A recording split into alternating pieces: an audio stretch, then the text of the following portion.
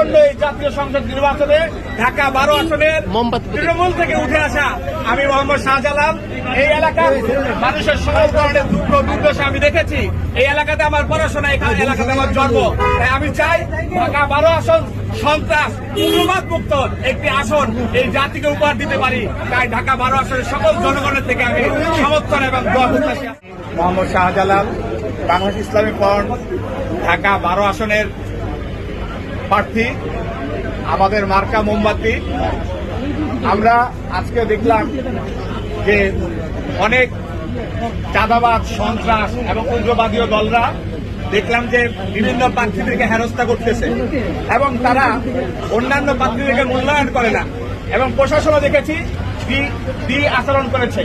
ছোটখাটো দলগুলো এবং যারা স্বতন্ত্র তাদের সাথে তারা বৈষম্যের আচরণ করেছে। আজকে বৈষম্যের জন্য আমাদের এই আন্দোলন, এই বৈষম্যের কারণে অতীত সরকারকে পতন ঘটানো হয়েছে।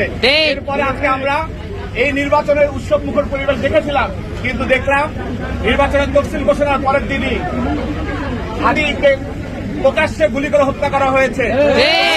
আসন ঢাকা 12 আসনে প্রকাশ্যে একজন মানুষের মাথার খুলি উড়ে গিয়েছে।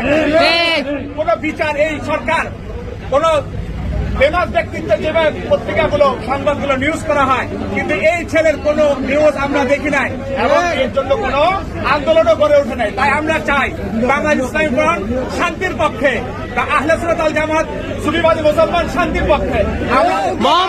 সন্ত্রাস মৌলবাদের বিরুদ্ধে আমাদের অবিরাম সংগ্রাম চলবে এবং আসন্ন এই জাতীয় সংসদ নির্বাচনে ঢাকা 12 আসনের তৃণমূল থেকে উঠে আসা আমি মোহাম্মদ শাহজালাল।